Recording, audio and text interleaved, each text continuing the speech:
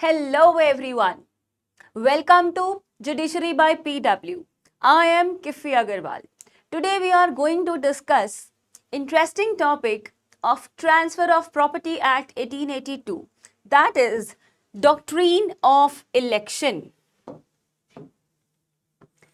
Section 35 of TPA, that is Transfer of Property Act, deals with Doctrine of Election. हम ये topic आज इसलिए discuss कर रहे हैं स्टूडेंट्स क्योंकि टीपीए की बेयर एक्ट स्टूडेंट्स को बहुत टेक्निकल लगती है। वो बहुत प्रॉब्लम फेस करते हैं लैंग्वेज में कि मैम इतना बड़ा पैराग्राफ है, इतना बड़ा सेक्शन है, हम इसे कैसे समझें। तो आज मैं आपको डॉक्ट्रीन ऑफ इलेक्शन एक बेहद सिंपल तरीके से समझाने वाली हूँ। बेयर एक्ट को रीड भी करेंगे और चीज़ों को समझेंगे भी in my own style, that is in story form. क्योंकि अगर हम स्टोरी फॉर्म में समझेंगे तो हमें चीज़ें बिल्कुल मुश्किल नहीं लगेंगी। अंडरस्टूड? तो चलिए, इससे पहले मैं आपको कोई भी स्लाइड शो करूं, सबसे पहले आज आपको 3 चीज़ें समझनी है। That if I talk about doctrine of election, then please understand that in this one person is transferor, the other person is transferee, and the other person is elector. तो students, आपको जो है इलेक्शन के topic को समझने के लिए 3 चीज़ों को समझना बहुत ज़रूरी है कि ये लोग कौन है अंडर सेक्शन 35 ऑफ टीपीए। आपको हमेशा ऐसे लगता है कि मैम ट्रांसफरर तो वही है जिसकी प्रॉपर्टी है, बट हमारे केस में यहाँ पे चीज़ें स्लाइटली डिफरेंट है और आपको सारी चीज़ें अभी समझ में आ जाएंगी कि इलेक्शन में क्या है। इलेक्शन का मतलब है चूज करना, इलेक्ट करना। वो वाले इलेक्शंस नहीं जो हमारे अनाउंस हो चुके हैं हरियाणा के, जम्मू कश्मीर के, वो नहीं, बट समथिंग टू चूज। अब आप देखिए, यहां पर स्टूडेंट्स जो ट्रांसफरर है ना, ये अनऑथोराइज्ड ट्रांसफर है। ही इज अनऑथोराइज्ड ट्रांसफरर, मतलब कि ये प्रॉपर्टी जो ट्रांसफर कर रहा है वो प्रॉपर्टी उसकी नहीं है, नॉट हिज ओन प्रॉपर्टी। ये प्रॉपर्टी उसकी है ही नहीं। ये जो ट्रांसफरी है ये वो पर्सन है जिसको प्रॉपर्टी मिल रही है, who is getting the property, या तो गिफ्ट के फॉर्म में या उसने कंसिडरेशन दिया है उसके फॉर्म में। समझ के चलिएगा, हमारे केस में ट्रांसफरर जो है वो ओनर ऑफ द प्रॉपर्टी नहीं है। हमारे केस में ट्रांसफरर कौन है? कोई भी एक अनऑथोराइज्ड पर्सन जिसकी वो प्रॉपर्टी नहीं है, वो किसी और पर्सन की प्रॉपर्टी जो है वो किसी और को ट्रांसफर करना चाहता है। आप कहोगे मैम ये तो पॉसिबल ही नहीं है। मैं बिल्कुल कह रही हूं कि ये पॉसिबल नहीं है, बट कहानी तो समझेंगे ना। तो अब देखिए, ट्रांसफर ही वो पर्सन है जिसको प्रॉपर्टी मिल रही है या तो गिफ्ट के फॉर्म में या उसने कंसिडरेशन दिया है, राइट? यहां पर इलेक्टर वो पर्सन है बच्चों जो कि है ओनर ऑफ द प्रॉपर्टी। आप सोच रहे हो अरे मैम ये क्या है? बहुत सिंपल सा है, इलेक्शन का टॉपिक जो है वो खत्म। एक अनऑथोराइज्ड पर्सन एक पर्सन को प्रॉपर्टी ट्रांसफर करता है, कहता है कि मुझे जो है प्रॉपर्टी ट्रांसफर करनी है। उसको बोलता है कि मैं तुम्हें ये बेच रहा हूं, तुम ले लो, पर वो प्रॉपर्टी उसकी नहीं है, वो प्रॉपर्टी किसी और की है। तो आप सब समझते हैं कुछ तो ऐसा है जो बीच में बेनिफिट है। तो आप इसको ऐसे समझिए दैट इलेक्शन सबसे पहले means to choose. In legal terminology, the doctrine of election is based on the principle of equity and is an obligation imposed upon a party by the court to make a choice between two inconsistent rights and he should not enjoy both. आपको क्या समझ में आया? Language tough है. अब आप देखिए, मैं आपको एक चीज समझाती हूं. This is mister A. ये कोई मिस्टर ए है.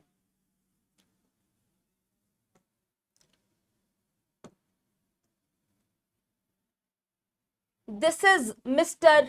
B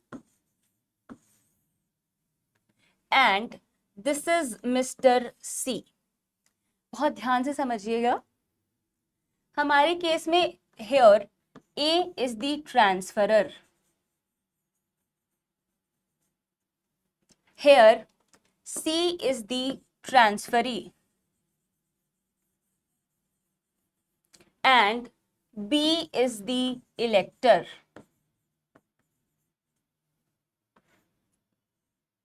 Ignore my drawing skills because ये बिल्कुल अच्छी नहीं है, but फिर भी I will make it for you कि आपको चीज़ें समझ में आए. और बिल्कुल चीज़ों को ऐसे ही समझिएगा, आपको बिल्कुल प्रॉब्लम नहीं आएगी.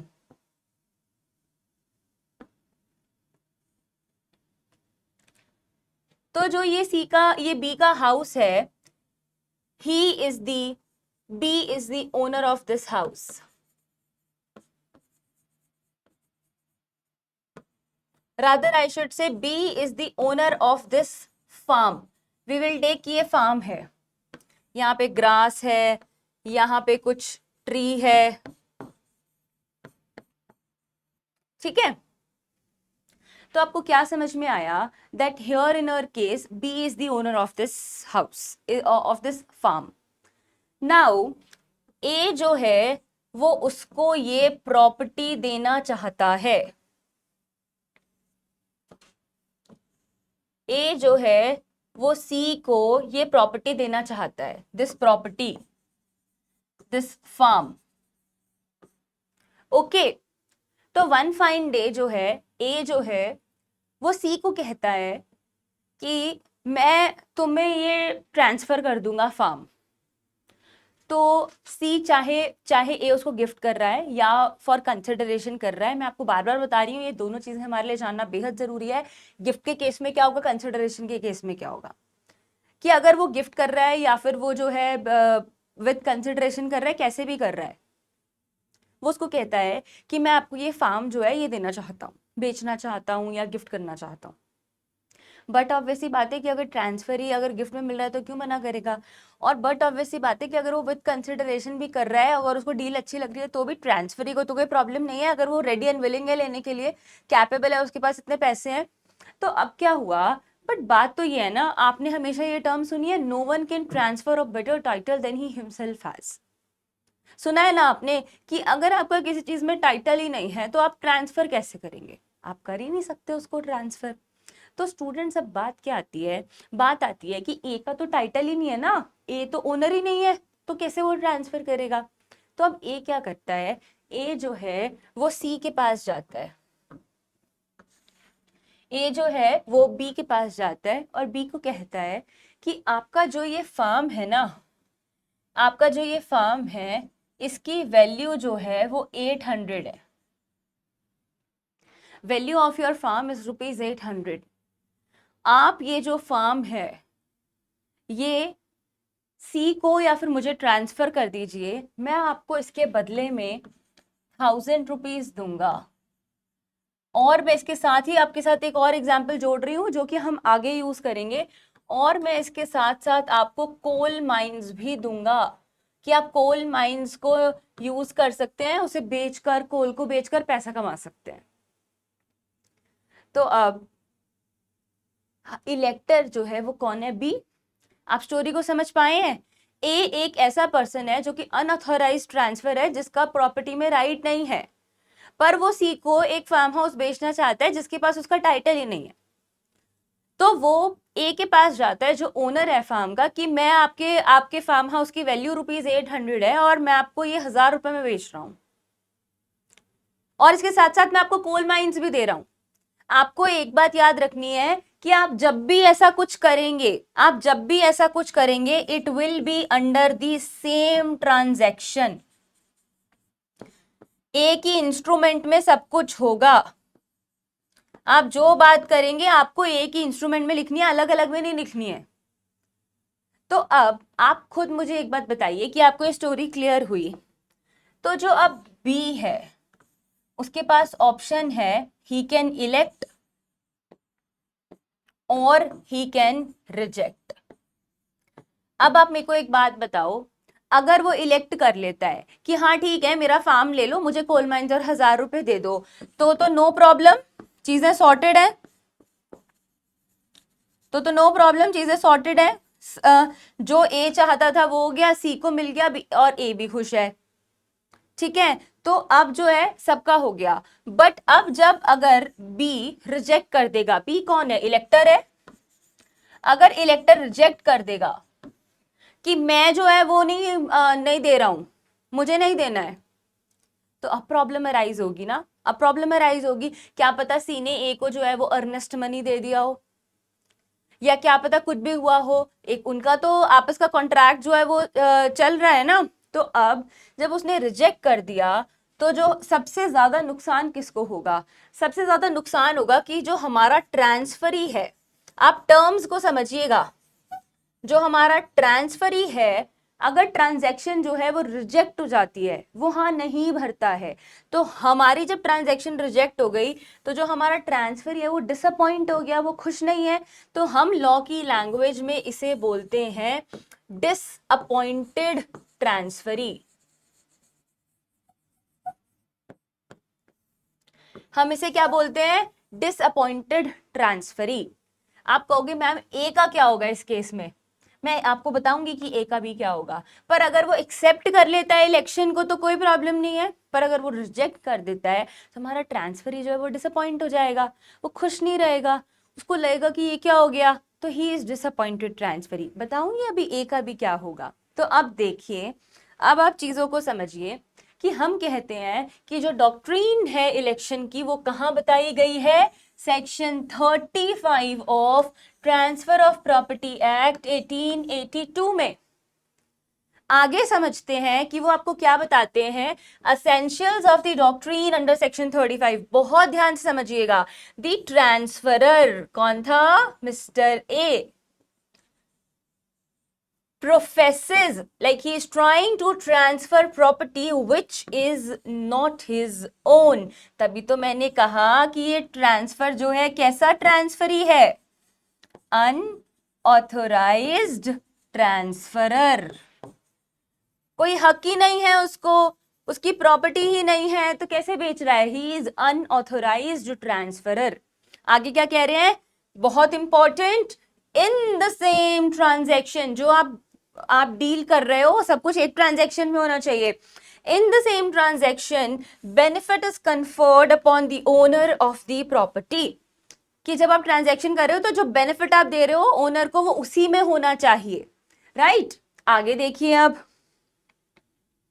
the owner must either confirm the transfer or dissent from it। यही मैंने कहा कि ओनर या तो एक्सेप्ट करेगा या फिर रिजेक्ट करेगा। आगे देखते हैं, अब आता है बहुत important point. Now comes the most important point कि अब क्या होगा, ए के साथ क्या होगा? कि हमने कहा कि वो चॉइस है इलेक्टर की कि वो हाँ भी कर सकता है और ना भी कर सकता है। अब देखिए, इन केस ही डाइसेंट्स, ही कौन है हमारे केस में? मिस्टर बी, जिन्हें हम इलेक्टर बोलते हैं। In case he dissents he shall relinquish the benefit so conferred, मतलब वो उसको छोड़ देंगे और वो बेनिफिट को नहीं लेते हैं। तो the benefit so relinquished reverts back to the transferor और हिज रिप्रेजेंटेटिव। वो बेनिफिट जो है वो रिप्रेजेंटेटिव्स को, ट्रांसफरर के या उसको वापस चला जाएगा। तो ये तो कोई प्रॉब्लम ही नहीं है। अब जो बात आती है वो बात आती है कि the transfer is gratuitous, that is without consideration. Gratuitous का मतलब होता है विदाउट कंसिडरेशन, जहां पर पैसे इन्वॉल्व नहीं होते, आप पैसे नहीं देते हो, जो कि केस हो गया गिफ्ट का। माय डियर स्टूडेंट्स, गिफ्ट के केस में आप पैसे नहीं देते हो ना, अगर गिफ्ट में आपने 1 रुपए भी दे दिया तो फिर वो गिफ्ट नहीं माना जाता। तो ये कहते हैं आपको, the transfer is gratuitous and transferor before election dies becomes incapable of making a fresh transfer. मैं आपको इसको बोर्ड पे दोबारा लिख के समझाऊंगी। स्टोरी क्या रही थी? स्टोरी रही कि एक अनऑथोराइज्ड पर्सन ट्रांसफरी को प्रॉपर्टी देना चाहता है और उसने इलेक्टर के सामने शर्तें रखी है कि मैं आपको ये दूंगा अगर आप ट्रांसफर कर दोगे। एक्सेप्ट कर लेता है तो हमें आगे पढ़ने की जरूरत ही नहीं है। एक्सेप्ट नहीं करता है तभी हम जो है वो आगे पढ़ रहे हैं। तो अब हमने क्या पढ़ा कि जब जो है इलेक्टर ने एक्सेप्ट नहीं किया, he relinquished that I am not going to accept anything, तो तब क्या होगा? तो उसमें दो सिचुएशन निकल के आई। आप ऐसे समझिएगा कि जब he rejected that I am not going to accept, तो तब अब क्या होगा? ठीक है, बेनिफिट जो है वो वापस चला जाएगा। पर अब आपको दो चीजें समझनी है कि अगर विदाउट कंसिडरेशन है, लाइक कंसिडरेशन नहीं लिया था, विदाउट कंसिडरेशन है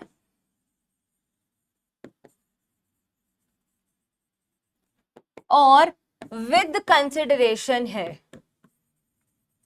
कि या तो सी ने जो है पैसे दिए हैं और या सी ने पैसे नहीं दिए हैं, गिफ्ट है। Without consideration and with consideration, अगर ऐसा कोई सिस्टम है तो अब हम क्या करेंगे?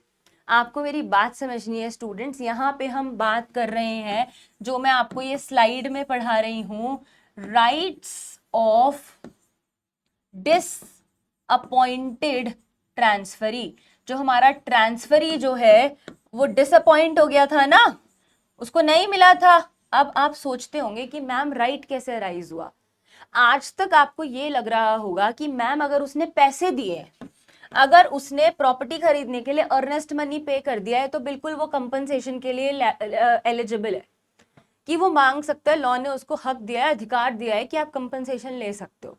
पर मैम अगर उसने कंसिडरेशन ही नहीं दिया, गिफ्ट था, तो उसका कोई लॉस थोड़ी ना हो रहा है, तो हम उसको किस चीज का कंपनसेशन देंगे? तो स्टूडेंट्स आप मेरी बात को बड़ी ध्यान से समझिएगा। आप मेरी बात को इस तरह से समझिएगा, अगर ट्रांसफर ग्रेटिट्यूअस है, विदाउट कंसिडरेशन है, और जो ट्रांसफरर है उसकी डेथ हो गई है या वो इनकैपेबल हो गया, अनसाउंड माइंड का हो गया, और अभी तक इलेक्शन नहीं हुआ था, मतलब कि अभी तक इलेक्टर ने कुछ चूज नहीं किया था, तो अब क्या हुआ कि इलेक्शन हुआ नहीं और ट्रांसफरर मिस्टर ए जो है उनकी डेथ हो गई या वो इनकैपेबल हो गए। या फिर अगर ट्रांसफर फॉर कंसिडरेशन है, अगर ट्रांसफर फॉर कंसिडरेशन है, then the disappointed transferee has to be made good compensation, the losses equal to the amount of the property attempted to be transferred. It is the most important thing जो कि prelims में हमेशा आती है और interview में भी कभी कभी पूछ लेते हैं। वो आपको क्या कहते हैं? अब आप अपनी इस स्लाइड पे आइएगा और देखिएगा, हमें फर्क नहीं पड़ता। हम कह रहे हैं हमें फर्क नहीं पड़ता, वी हार्डली केयर कि चाहे ट्रांसफर विद कंसिडरेशन है या ट्रांसफर विदाउट कंसिडरेशन है। हमारा जो है डिसअपॉइंटेड ट्रांसफरी जो है उसके क्या राइट है, उसके क्या राइट है कि उसको दोनों ही केसेस में, कब? अगर ट्रांसफरर की डेथ हो गई है या ट्रांसफरर इनकैपेबल हो गया है, मेकिंग अ इलेक्शन या मेकिंग अ फ्रेश ट्रांसफर, कि अब वो नहीं कर सकता, उन दोनों ही केसेस में उसको कितना कंपनसेशन मिलेगा? How much compensation? Please tell me, how much compensation he will get? बहुत इंपॉर्टेंट क्वेश्चन है, प्रीलिम्स में बहुत बार आता है। How much compensation he will get? You please understand that what is written, he will get compensation, losses equal to the amount of property attempted to be transferred. अब आप देखिएगा, losses equal to the amount of property attempted to be transferred. अब जरा मुझे ये बताइए कि जो प्रॉपर्टी थी, जो फार्म हाउस था, उसका अमाउंट क्या था? 800 और 1000? टेल मी, उसका ओरिजिनल अमाउंट था 800 रुपीज, 1000 तो बेनिफिट दिया था ए ने, तो हम कहते हैं amount of property attempted to be transferred. तो जो ओरिजिनल प्रॉपर्टी का अमाउंट था उतनी कंपनसेशन ट्रांसफरी को मिलेगी ही मिलेगी। तो हमारे केस में डिसअपॉइंटेड ट्रांसफरी को कितना कंपनसेशन मिलेगा?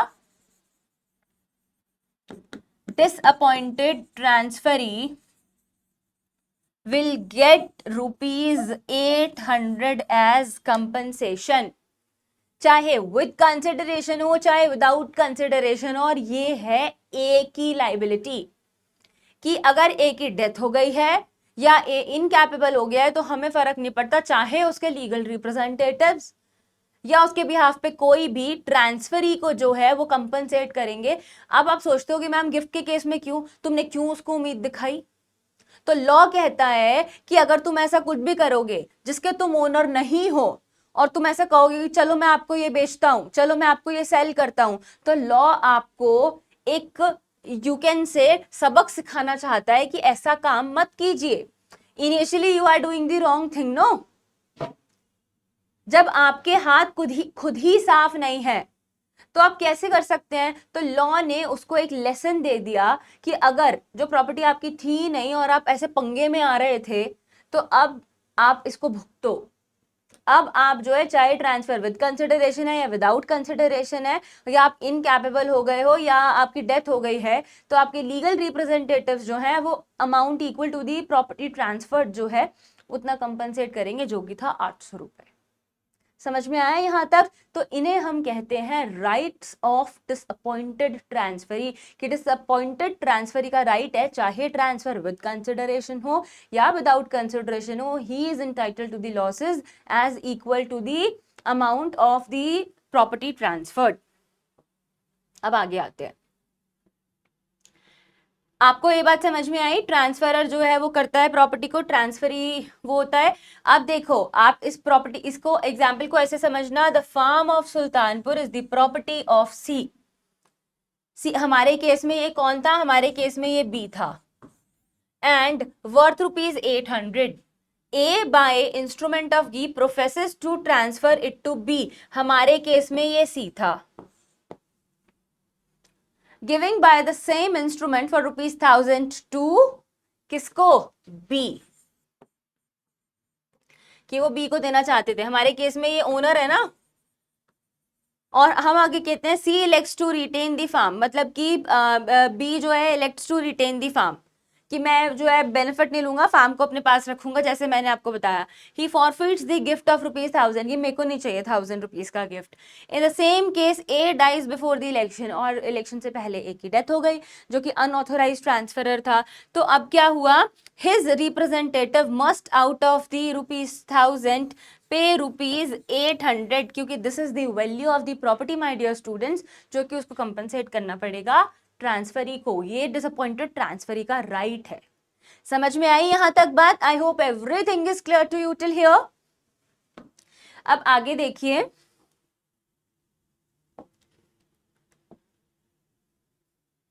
Okay, now please come here. We are talking about mode of election. सबसे पहले मेरी एक बात समझिएगा कि अभी आपने पढ़ा कि ट्रांसफर, आपने इलेक्शन का बेस पढ़ा। अब मैं आपको समझाने जा रही हूँ कि इलेक्शन का जो है वो सस्पेंशन कैसे होगा, इलेक्शन के जो है वो एक्सेप्शन क्या होंगे, इलेक्शन का जो है वो लिमिटेशन पीरियड क्या होगा। आप सबसे पहले मेरी इस बात को समझिएगा कि ना बहुत तरह से इलेक्शन हो सकता है, बट मैं अब आपको बता रही हूँ कि हम कब इलेक्शन को, इलेक्शन दो तरीके का होगा, एक्सप्रेस और इम्प्लाइड। इस बात को समझ के चलिएगा that election is of two types, express and the other one is implied। तो अब हम यही समझने जा रहे हैं कि इलेक्शन कब जो है वो एक्सप्रेस होगा और कब जो है इम्प्लाइड होगा। चीजों को समझिएगा। Acceptance of the benefits by the person on whom they are conferred constitutes an election if he is aware of his duty to elect, he is aware of those circumstances which would influence the judgment of a reasonable man in making an election, he waives inquiry into the circumstances। बहुत simplified manner में आपको बताती हूँ कि मान लो हमारे case में B जो है वो ओनर था, ए जो है वो ट्रांसफरर था, सी जो है वो ट्रांसफरी था। हमारे केस में क्या हुआ कि बी को ना पहले से ही पता था, ए और बी और सी सब फ्रेंड्स थे और ना बी को पहले से ही पता था कि ना ए जो है वो मेरी प्रॉपर्टी को बेचने की बात करेगा, मुझे इतना बेनिफिट देगा, और फिर भी जो है बी जो है वो चुप है। बी जो है वो क्या है, चुप है। उसको पहले से पता था कि मेरे पास जो है ऐसी कोई चॉइस आएगी, उसको पहले से चीजों के बारे में पता था। तो हम कहते हैं कि ये जितना भी सिनेरियो है, दिस इज इम्प्लाइड इलेक्शन। अब इलेक्शन का जो रोल है वो खत्म, क्योंकि आपको चीजें पहले से ही पता थी, आप पहले से ही चीजों के बारे में अवेयर थे, तो अब इलेक्शन का पर्पस जो है वो डिफीट हो जाता है। इलेक्शन की बात हुई है, आपको पता नहीं था आपको चूज करना है, but when you are already aware तो अब आपके पास कोई चॉइस नहीं है, क्योंकि आपको पता था कि ऐसा कुछ होगा। तो this is called implied election.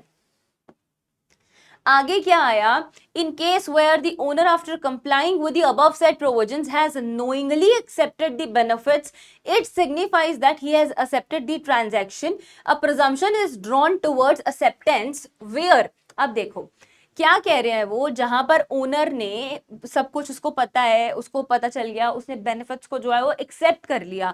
हम कब मानेंगे, हम क्या प्रिजम्पशन जो है ड्रॉ करेंगे, कैसे हमें पता चलेगा कि इलेक्शन जो है वो हो गया है?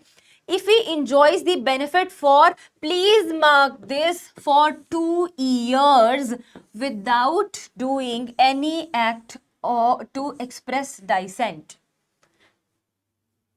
इलेक्टर कुछ बोला भी नहीं, इलेक्टर चुप हो गया और उसने 2 साल तक क्या किया, 2 साल तक he does some act by which it is impossible to restore the parties to their original possession. Students यहाँ पे क्या हुआ है, यहाँ पे ये हुआ है कि जब आपने उसको कहा कि मैं आपको 1000 रुपए दूंगा प्लस मैं आपको कोल माइंस दूंगा, तो अब क्या हुआ, आपने इलेक्टर को कहा that I will give you ₹1000 plus I will give you coal mines. तो अब आपने जिस दिन आपको चॉइस दी थी उस दिन से 2 साल तक आप चुप रहे, आप कुछ नहीं बोले, पर आपने जो आपको बेनिफिट दिया था उसको इस तरह से यूज किया कि अब उसको सेम पोजीशन पे रिस्टोर करना बड़ा मुश्किल है। कि हमने आपको बेनिफिट में कोल माइंस दिए थे और अब आपने कोल माइंस को इस तरह से यूज कर लिया, इस तरह से एग्जॉस्ट कर लिया है कि उसको सेम पोजीशन पे वापस जाना बहुत जरूरी, बिल्कुल इम्पॉसिबल है। कि मतलब आपने कोल माइंस के बेनिफिट को यूज कर लिया, कोल बेचा, कमा लिया, सब कुछ कर लिया, तो अब जो कोल आप बेच चुके हैं उस पोजीशन पे दोबारा वापस आना बेहद मुश्किल है। मतलब कि आप उसके बेनिफिट्स ले चुके हैं, तो हम ये मानेंगे, तो अब हम यहाँ पे क्या मानेंगे कि आपने कुछ नहीं भी कहा था, यू डिडंट सेड एनीथिंग, आप चुप थे 2 साल तक, पर आपने बेनिफिट 1000 रुपए भी रख लिए और कोल माइंस को भी यूज कर रहे हैं, तो हम मानेंगे कि आपने नोइंगली बेनिफिट को एक्सेप्ट किया है। आप 2 साल तक अगर कुछ नहीं बोले और आपने चीजों को इस तरह से इस्तेमाल कर लिया है कि अब उसको सेम पोजीशन में वापस लेकर आना बेहद मुश्किल है, तो हम मान लेंगे कि इलेक्शन हो गया है and we call it students implied election, या आप इसको एक्सप्रेस भी मान सकते हैं कि जब आपने इतना एग्जॉस्ट कर लिया है कि अब मुश्किल हो गया है तो अब हो ही नहीं सकता, इसका मतलब कि आप इलेक्शन मान चुके हैं। अंडरस्टूड? आगे आते हैं। अब वो आपको कहते हैं सेम बात कि आपने कोल माइंस को इस तरह से यूज कर लिया है कि बड़ा मुश्किल है, तो हम मान लेंगे कि जो है इलेक्शन हो चुका है। अब आते हैं, हम कहते हैं where the owner does not within 1 year after the date of the transfer signify to the transferor और his representatives his intention to confirm or dissent from the transfer, the transferor or his representative may, upon the expiration of that period, require him to make his election. If he does not comply with such requisition within a reasonable time after he has received it, he shall be deemed to have elected to confirm the transfer. Again, बेहद interesting बात, आपने पहले क्या पढ़ा कि आपको benefit दिए और आप जो है आप चुप रहे और आपने उन बेनिफिट्स का इतना फायदा उठाया, इतना एग्जॉस्ट किया कि 2 साल तक आप उसको यूज करते रहे, तो लॉ ने कहा कि हम मान लेंगे कि आपने इलेक्शन कर दिया है, क्योंकि वापस अब सेम पोजीशन पे आना बड़ा मुश्किल है। अंडरस्टूड। अब वो आगे कह रहे हैं कि हमने आपको टाइम दिया कि चलो आप 1 साल तक इलेक्ट कर लो, आप 1 साल तक चुप रहे, तो अब आपको हम रीजनेबल टाइम देंगे। अगर उतने रीजनेबल टाइम में, रीजनेबल टाइम कोई भी हो सकता है, 5 दिन, 3 दिन, 2 दिन, 1 दिन, 1 साल के बाद, अगर आपने उस टाइम में भी इलेक्ट नहीं किया और आप 1 साल से चुप थे, तो हम ये मान लेंगे कि आपने जो है इलेक्शन को कंफर्म कर दिया है, कि हम मान लेंगे कि अब आपकी हामी है इस चीज में कि हाँ चलो ठीक है, मैंने बेनिफिट ले लिया और फार्म आपको दे दिया। अगर आप चुप हैं, 2 साल तक बेनिफिट्स को एग्जॉस्ट कर लिया, 1 साल तक चुप हैं और कुछ नहीं बोले रीजनेबल टाइम के बाद भी, तो हम मान लेंगे कि इलेक्शन हो चुका है। राइट? समझ में आई आपको बात? तो आपको 2 साल वाला और 1 साल वाला टर्म याद रखना है। अब अगर मैं बात करूं आगे, in case of disability the election shall be postpone until the disability ceases और until the election is made by some competent authority.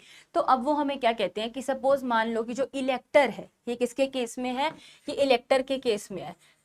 जो ओनर था, सपोज कि ओनर को कोई डिसेबिलिटी हो गई, वो अनसाउंड माइंड का हो गया, या वो हॉस्पिटल में है या कुछ है, तो जब तक उसकी डिसेबिलिटी सीज नहीं हो जाती, जब तक उसकी डिसेबिलिटी खत्म नहीं हो जाती, तब तक इलेक्शन को हम पोस्टपोन कर देंगे। तो ये 2 साल वाला टाइम और 1 साल वाला टाइम स्टॉप पे आ जाएगा।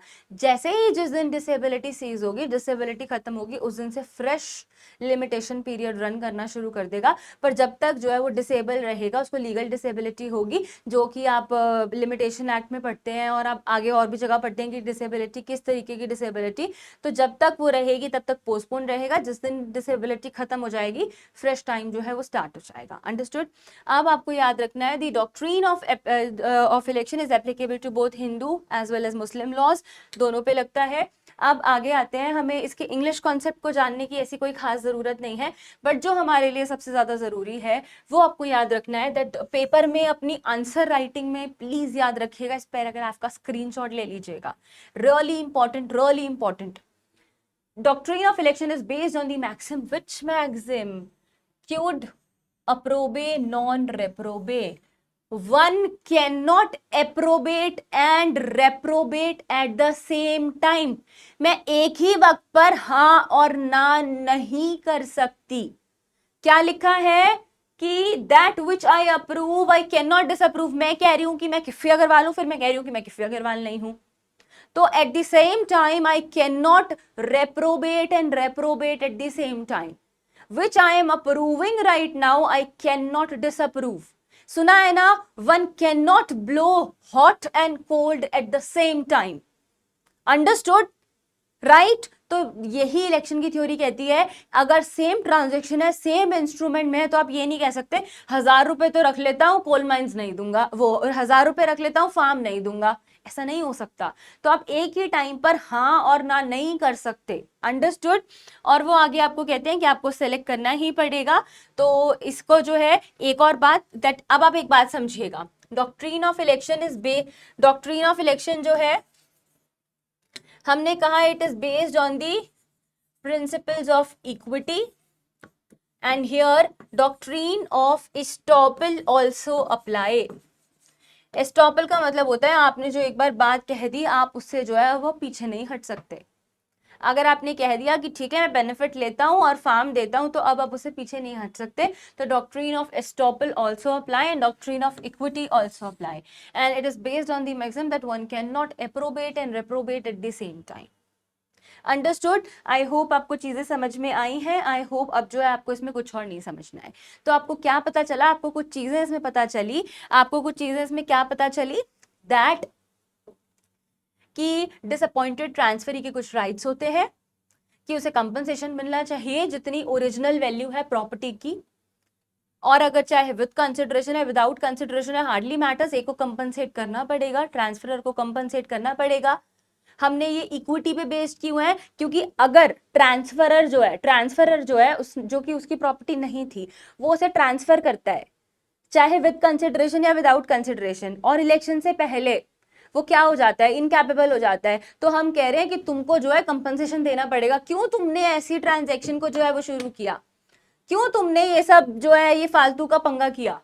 दूसरी बात, हमने कहा कि डिसअपॉइंटेड ट्रांसफरी के राइट्स हैं। फिर हमने कहा कि जो इलेक्टर है, अगर आप जो इलेक्टर हैं, अगर आप जो है एक्सेप्ट कर लेते हैं तो बहुत अच्छी बात है, अगर आप रिजेक्ट कर देते हैं तो उसमें भी कुछ चीजें हैं कि आपने बेनिफिट ले लिया और आपने चीजों को इतना एग्जॉस्ट कर दिया, आप 2 साल तक कुछ नहीं बोले, तो हम मान लेंगे कि इलेक्शन हो गया है।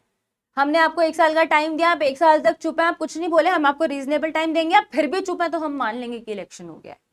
हाँ, अगर आप डिसेबल हो गए हैं तो हम तब तक के लिए उसको पोस्टपोन कर देंगे, सस्पेंड कर देंगे इलेक्शन को। पर जिस दिन डिसेबिलिटी सीज होगी उस दिन क्या होगा, उसी दिन से फ्रॉम दैट सेम डे क्या होगा, उसी दिन से जो है आपका जो है नया लिमिटेशन पीरियड रन करना शुरू कर देगा।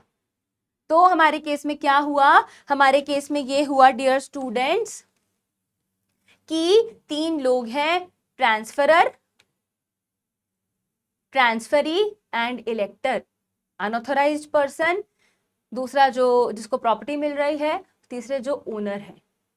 और फिर भी अगर आपको कोई भी डाउट है, एनी डाउट यू हैव, तो आप कमेंट बॉक्स में लिख सकते हैं। और ऐसे और टॉपिक से जुड़े रहने के लिए आप जुडिशरी बाय पीडब्ल्यू चैनल को सब्सक्राइब करें, वीडियो को लाइक करें एंड मुखर्जी नगर में ऑफलाइन कोर्स को ज्वाइन करें।